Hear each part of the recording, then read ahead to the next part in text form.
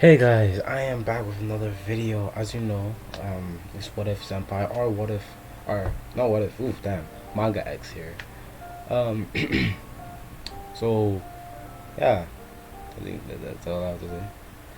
So remember I told you guys that I will be doing my only like Naruto What Ifs on this channel. I said that, but I think if you remember I also said that I'm also gonna be putting out like how do you say this? Um also be putting out like certain videos that are not what Naruto, but don't worry, I didn't lie to you. They won't. They'll only purely be Naruto here. But the thing about that is that I'm gonna need to announce it on this channel for the other what ifs, because I have like crazy what ifs that I always wanted to do, but they were never mainstream, so it made no sense in doing them. But now I've decided I don't care, so I'll just make the normal what ifs, right?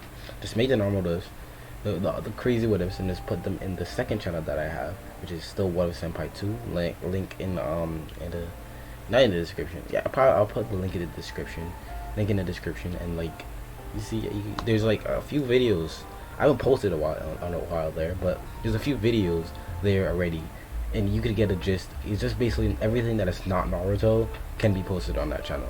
Like with 3 videos that I had, the first one was pretty bad. I'm gonna be honest with you. I give you the whole thing. Yeah, it sounded better in my head. But beyond that, let's just get into the video, because what else is there to do, to be honest.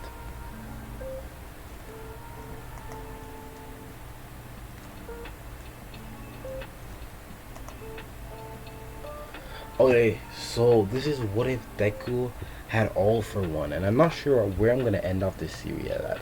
Like, I do know that I want to end it off at some point, but I don't know if I'm gonna do. You know what?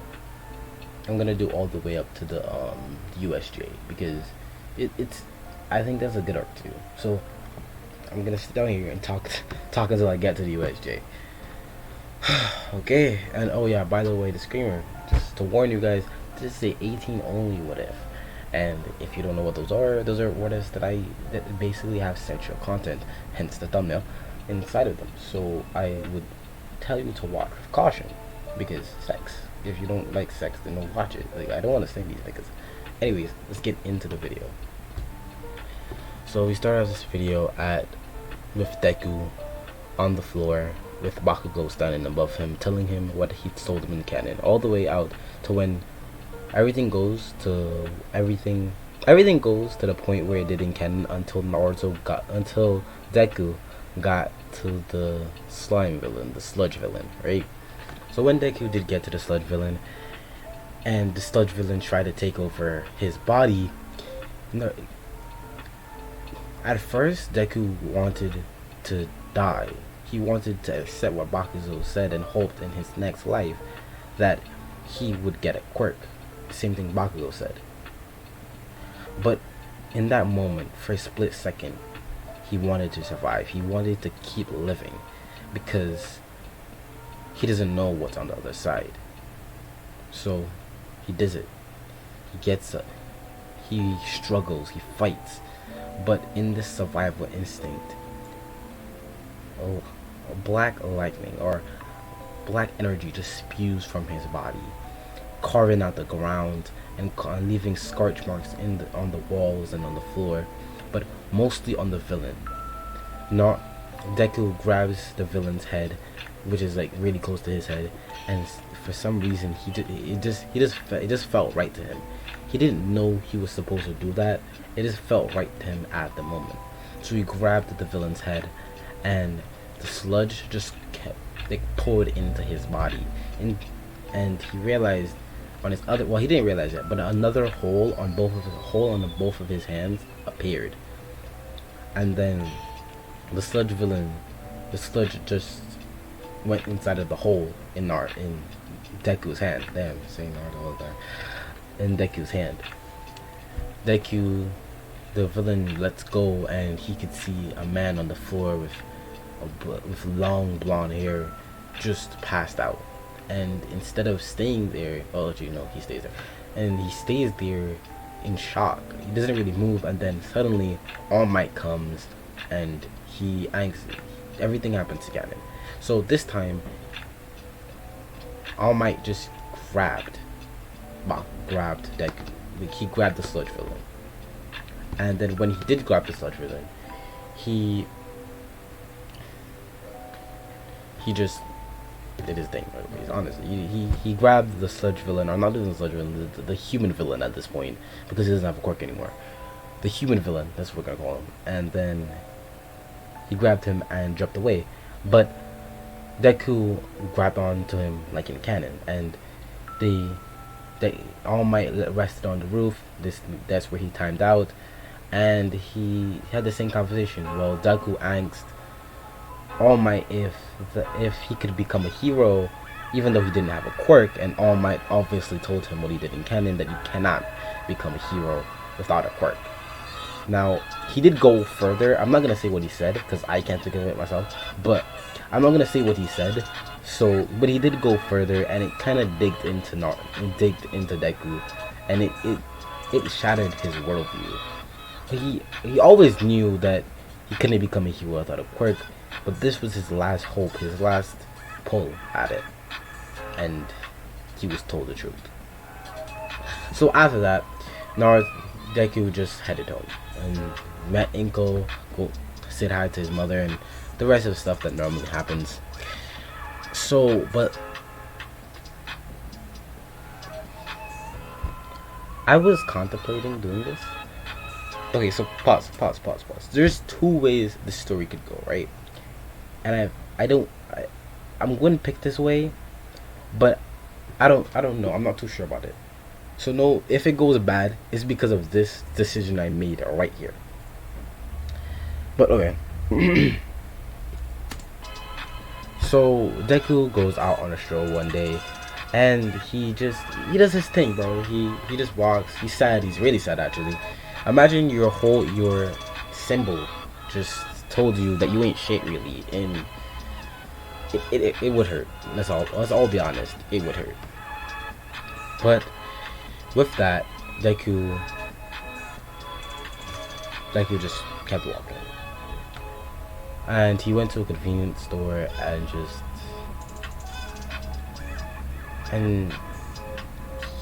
was speechless. He sat on top of the bench, and his head was facing down. And at this point, he didn't understand what to do. He always wanted to become a hero, to the point where he didn't ever see himself not being a hero. He didn't know how he was going to become it, but he never saw himself not being able to get that goal. He looked at his hands and saw the holes there, but he thought it was just from the sludge villain, and he didn't pay that much attention to it. But Deku still is really bothered. And Deku checks his phone to talk to the only really person that even talked to him before, and her name was Ochako Uraraka. Now, Deku and Ochako have been dating for at least, I could say, like a year at this point, just a year. And Deku picked up his phone and tried to call her, but she wouldn't answer. He tried texting her, she didn't answer either. This wasn't like her, because it's not like she couldn't do anything else with her phone, because she was porno. So he meant it as in she couldn't really do anything with her phone because she's porno, but she has a flip phone, so there's not much to do with a flip phone. So Deku was a little weirded out by that, and he felt there was something wrong, but he looked past it. So another week passes. I'm saying this is a summer, okay? They're in summer, so they're in summer, and then they go on to their next year, which is then they go on to UA. So summer, then UA, blah blah blah. And I'm going off American standards and Caribbean standards, that there's a long space in between. I don't know. I was not born in Japan, or I don't know that much about. I love Japan. Don't get me twisted. Their food tastes good, hella good, but I thought it was weird at first. But beyond that, I mean, as in, I don't know all that culture. I know some culture, like some of the mythical things, and I know that, but I don't know You understand what I'm saying, okay? Just leave it, okay? Just leave it. So he understands that. So Deku just goes home, and he just he's sad, bro. Like I would be sad too. Me personally, I would be sad. But a week passes, and his phone rings, right? And he picks it up, and it's Ochako, and she sounds panicky or a little scared, to be honest. And he noticed this, but he doesn't say anything about it. He noticed this, and he again he's weirded out by this. It's just not something that he ever felt Ochako. He never heard her like that, okay? And she told him to meet her at blah blah blah park, and Deku got up, got dressed, and went to the park. This is his girlfriend, so he knows it's probably something important. So Deku goes out to the park and sits down on a bench with flowers in his hand and just looking up into the sky, just waiting for his girlfriend to come. And she sees Ochako, and he waves at her, and she kind of meekly waves back. And again, another weird thing, because they've been dating for a year and she's never been shy to wave at him. But again, Deku just ignores it. So Deku does this, and they get to small talk, but then eventually Ochako says, Deku,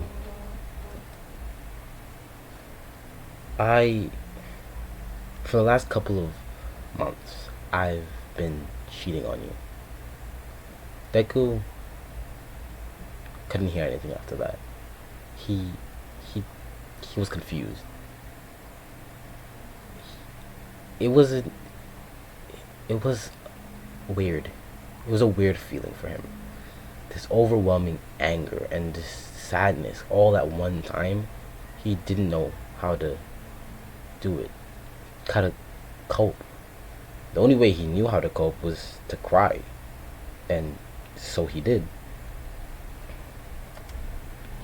Tears flew out of Deku's eyes just by the mention of her cheating, and Ochako for some reason got a little angry, and then she said, you know what, this is why I cheated on you. And it snapped Deku back into reality. He looks at her with this hurt but kind of disgusted face. You couldn't tell, but if you were really to look at him, which Raku wasn't looking at him, she was looking down actually, but if you were to look at him, he would realize it. But whatever.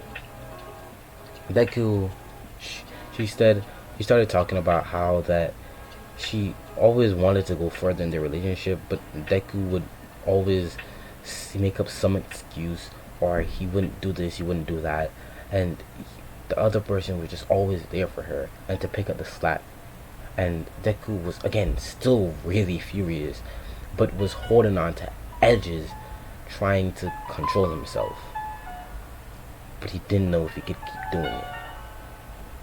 Deku looked at Ochako with a hateful look in his eyes, but he calmed down. This is a person he's known for practically for a year now. He knows that she's not some monster or some heartless person. He knows her personally. This is a thing that happens in life. People cheat. People cheat unexpectedly. This is life. This is how life is. And this is how life always was. It was never fair in the first place. So Deku, without another word, got up. But dropped the flowers onto the ground and walked away. Walked away from the relationship. Walked away from everything. Deku made it back home and hit his bed. He wanted to cry, but he decided that he didn't want to anymore. Crying over the situation was not gonna get her back, or he wasn't even sure if he wanted her back. This opened his eyes, really. So Deku started to try to find ways to survive without a quirk or anything. So he decided to invest in Bitcoin, and he said he started to decide that he needed, if he was to get anywhere in this world without a quirk, he needed good looks. Because if you don't have a quirk and you're not rich, you better look good, because then it's only mediocre jobs for him at that point. So he started listening to podcasts to get his self-esteem back up, get his self-esteem up, and like started doing workout routines, and he started trying things with his hair, and started drinking all sorts of stuff so he could get taller, and he started training to like get stronger and more fit. And but on one of these days, he was talking to his mom, and he put his hand on his mother's hand because she was talking about bills and how rough things were getting. And this spark of emotion just sent a crackle through Deku's body. A crack of red and black lightning crackled throughout Deku's body and flowed onto his mother, and just like that, Deku had Inko's quirk. Now, Inko wouldn't really notice this because she barely uses it, and she would eventually just think that, yeah, because her not using it all that much, it just basically went away. And Deku just felt something off now. So he decided to go out for a run, and he saw Dababa Beach. Now, let's cut off for this for a bit and go on to All Might and what's going on there, because this is part of the story that doesn't really, I tried my hardest to figure out, but I don't know if you guys would like it, but whatever, let's get onto it. So we skip over to like right after All Might said what he did. Deku turned in to the police, but something happened. In a random act of violence, a villain came out and started attacking 3 boys. Bakugo stepped in front of that, and he stepped in front of the villain and started trying to beat him, and basically being heroic. And all this inspired All Might, seeing him use his strong quirk and to protect others. Inspired All Might into not even being a hero and not even being in a UA school. He still went out of his way to protect people, which wasn't really what it was. He was just attacking because he liked fighting. But beyond that, let's just go back to Deku. But before we do that, Deku is in his room. This is before he went for the walk, and this is why he was a little more riled up than usual. That caused his quirk to activate. But before this, he got a message on his phone, and it wasn't Uraraka, which is kind of the only person's numbers he has on his phone besides his mom and his quote-unquote dad. He has his dad's number, but he never really called it, or it's never really called him. He tried calling it one time, but it didn't go through, so he just left it. He figured his father didn't want to talk to him, or his father was doing something really important, so he never called back again. Which is really a dumb thing to do, but whatever. Deku. Oh, sorry. Deku. Oh, damn. Deku did this, and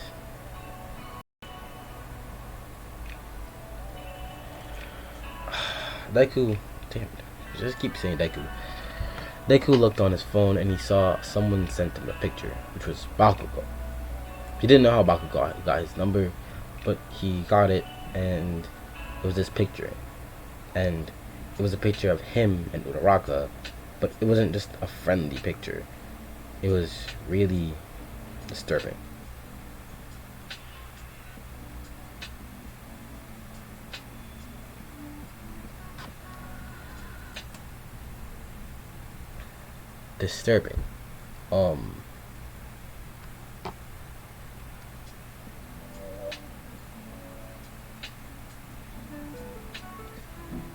Alright, it was really disturbing.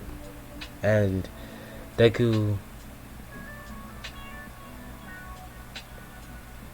Okay, sorry. My internet just went out. Oh god. Damn. My internet just went out, so that's what's going on. But it doesn't stop the recording. So they stressed Deku out, but Deku didn't really look at it that much, and he just it bothered him. He felt this sensation in his heart, and this is why he also after that went out for a walk and stuff. So he ended up at Dagobah Beach and started like training, to be honest, doing training, doing push-ups and stuff, until he went to grab his water bottle, and he miscalculated because the water bottle wasn't really that close to him. But when he flinged out his hand to get the water bottle, a sludge whip or tendril came out of his hands and grabbed the bottle and brought it over to him. It didn't stick to it. The sludge was more or less engulfed into the sludge, and it just peeled back to his body. So Deku was freaked out by this sudden quirk that he had. But he started thinking back. He saw this quirk before, and he did, and he remembered who that quirk belonged to, and he looked at it just almost in awe. This was the Sludge Villain's quirk. So Deku looked at the quirk and just said, he smiled. After that, he went home. And damn. He went home. Jesus. Sorry guys, pause for a sec. Again, Wi-Fi went out, so music went out. I'll just fix that really quickly.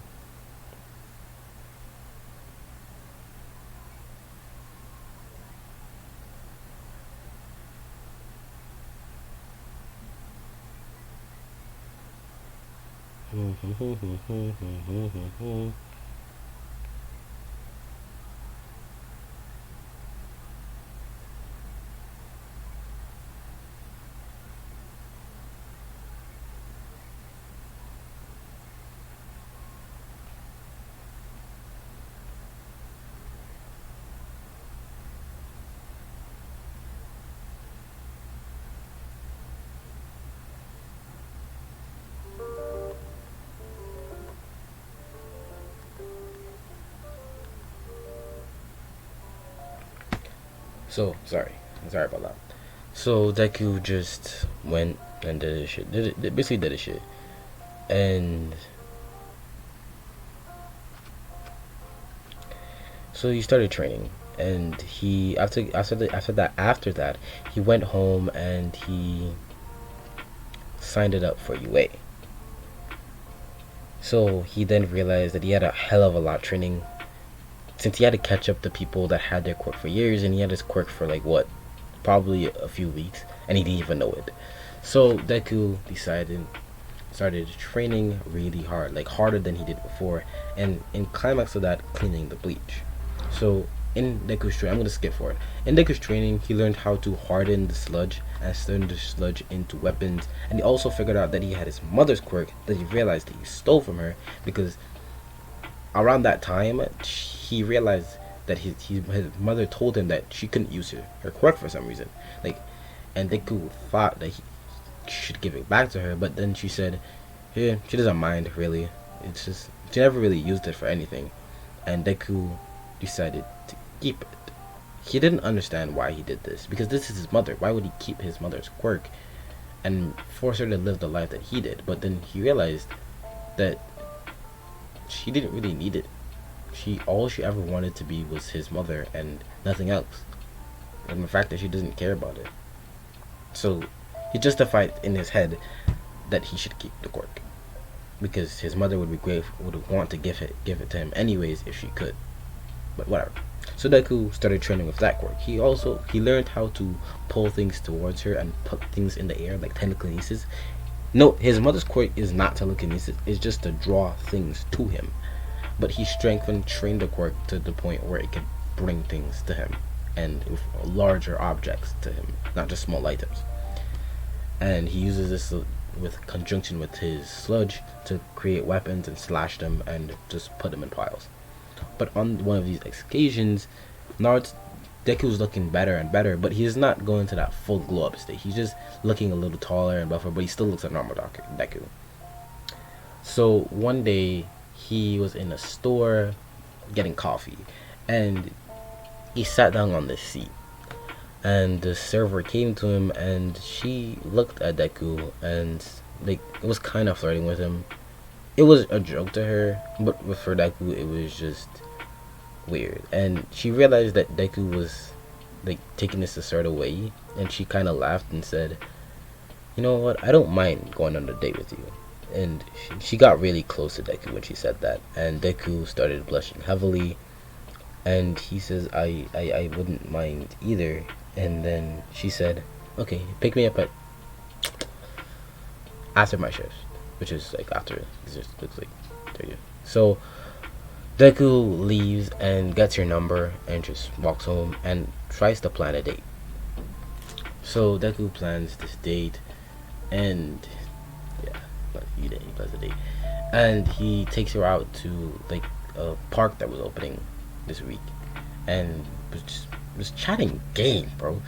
He was using the things that he learned from online for like this motivational speeches and how to get girls and stuff, and he started using those lines, but he integrated it with his own style and his own happy good nature, and they clicked. And Naruto learned, Deku learned her name like as they met, which was Kami or Kami, whatever you want to say. She had a beautiful build. Like, it's not hourglass figure, but it was beautiful. Her legs were plump, her ass was plump, her chest were plump, and she just was perfect. Deku was talking to her, and every word that came out of Deku's mouth just seemed so natural, so planned. So Deku got home, so both of them were walking home until Kami said, "Do you want to come to my house?" And Deku, probably off of instinct, said, "Of course." So they went to Deku's house. They went to Kami's house, and her parents weren't home. She tells Deku that she's been working, and she also is planning to go to what's called it now, whatever school she goes to in canon. But Deku asks her why she doesn't go to why she doesn't want to go to what you called it, UA, and she says that she never thought she was good enough to go to UA, and her quirk isn't really fighting based. She said that she'll be better off being sidekick. And Deku grabbed her hand and told her that, "I think your quirk is cool, although I don't even know what it is. I think it's pretty cool." And she smiles and says, "It's illusions." And Deku smiled and says, "There you go.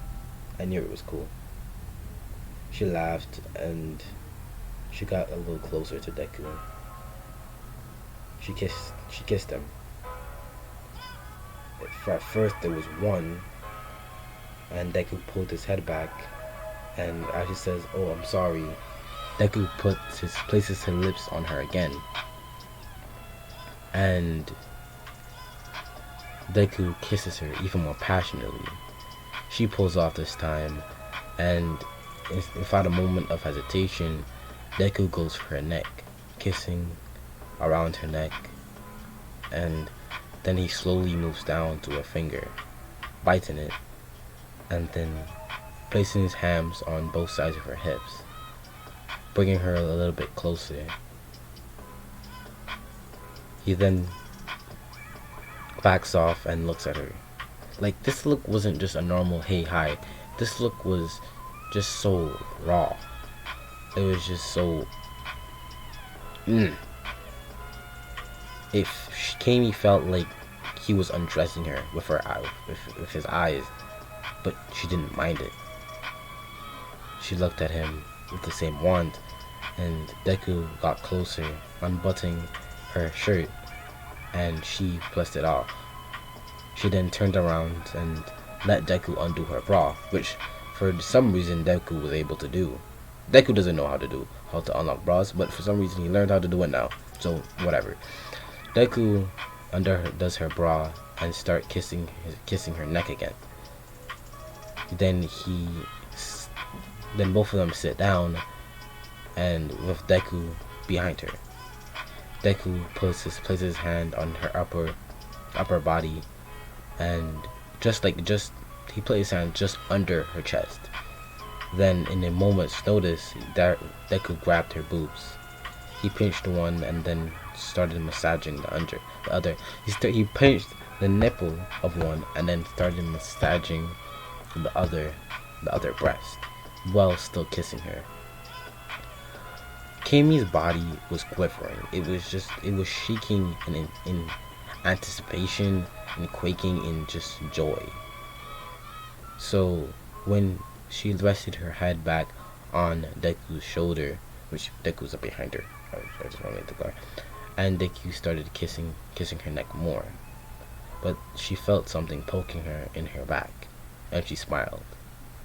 She then, in a moment's notice, flipped Deku onto his back. Flipped Deku's onto his back.